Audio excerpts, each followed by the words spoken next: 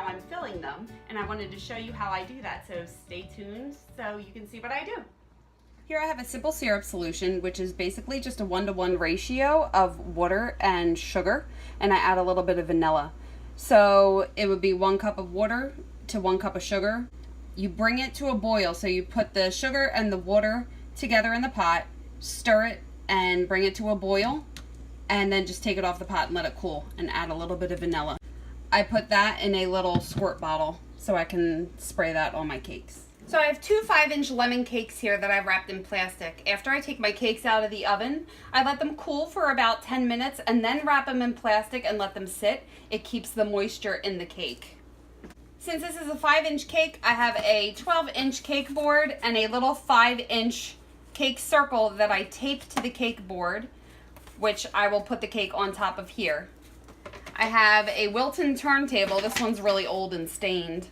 And I have a piece of non-skid pad that I always put on top of my turntables, so when I put the cake board on top, it won't slide around. Someone gave me that idea before. I thought it was genius. It works really well. So this is lemon cake, and it's going to get filled with raspberry icing, which is my favorite. It's so delicious. So I take the cakes out of the plastic, and I set the plastic aside because I cover the filled cake with that same plastic to let it sit.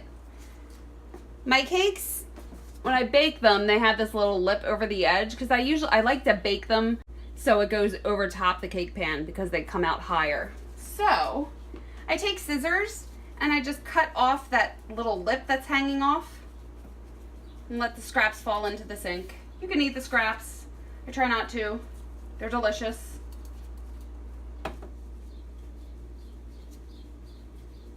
But you can't eat too much cake all the time. Alright, so here is a Wilton leveler. I got this years ago. I believe they still make this. It's probably just a different design. It's a 12-inch leveler. It has a wire here and notches here that you can adjust the height of the wire. So I use the lowest notch and the one that's about third from the top.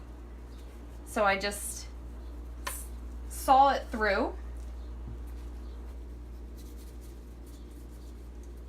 And then switch to the third notch from the top. You can use any one that you want. I don't know why I use those two. I just feel like it works the best for me.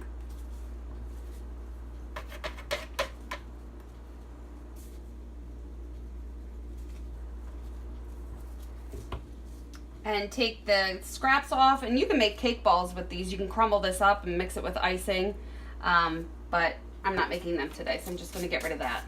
So I'm going to move these aside. And here I have some melted candy melts that you get at the craft store. When I fill and ice cakes that are 6 inches, 5 inches, or 4 inches, I use melted chocolate to adhere them to the cake board. If I don't, I find that they move around way too much if I just try to use icing. So now, I take the bottom layer, I take my spray bottle that has the simple syrup solution in it, and just spray a little bit. And then press that down onto the cake circle. Turning it to make sure that it's pretty much even the whole way around. So it's in the center of the circle. This cake board says 35th on it because it's for a 35th birthday cake. So that way I can know which cake that this is for a little easier. I'm filling this with raspberry buttercream. So just put some buttercream on top and spread it out to the edges. Let it go a little bit past the edge.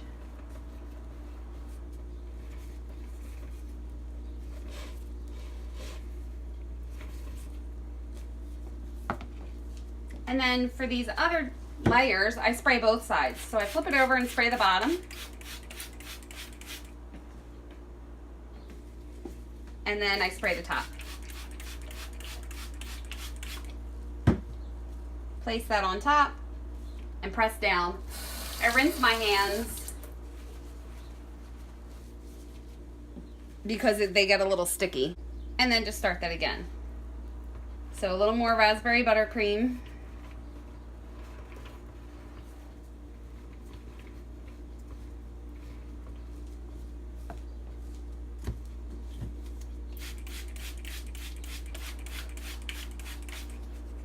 spraying both sides.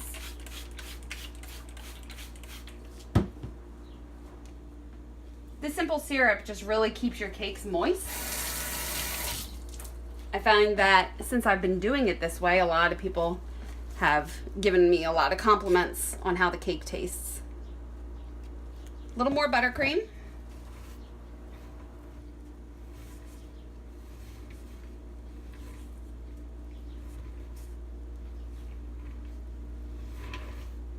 Now some people like to use a buttercream Dan, which is a stiffened log of buttercream that you pipe around the edge and then fill it in the middle. I used to do it that way, but I found that if my buttercream is stiff enough, it doesn't seep through the edges. So I don't do it that way. And take the top part and spray both the top and the bottom again.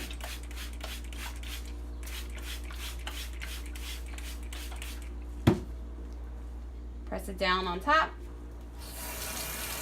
and just rinse the sticky off of my hands. Then I take the spatula with a little extra buttercream and I'm going to basically seal all that buttercream, seal the cake with the buttercream that's sticking out over the edge. Using my bottom hand to turn the turntable as I move around the cake.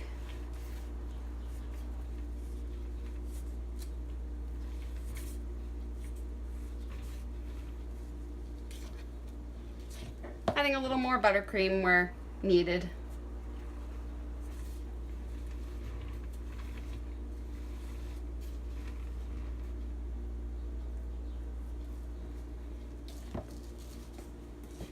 Then I take a paper towel and just wipe off the extra crumbs.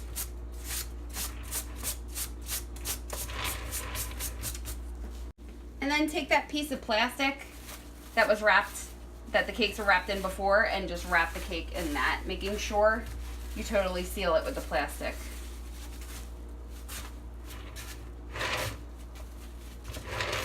And then just let this sit so the layers can settle into each other. So I would say let it sit for at least 2 hours, if not more. I usually bake and fill, and then I ice the next day, so these sit overnight. But leave them out at room temperature. You don't have to refrigerate these. And there you go. There's your cake, filled and ready to be iced. So here's your cake. It's iced. Nope. So here's your cake. It's filled and ready to be iced as soon as it settles for at least 2 hours. Just let it sit out at room temperature, wrapped in this plastic, and it will be fine. If you have any questions, leave them below. And if you want to see more videos like this, just hit the subscribe button, and I'll see you on the next one. Bye.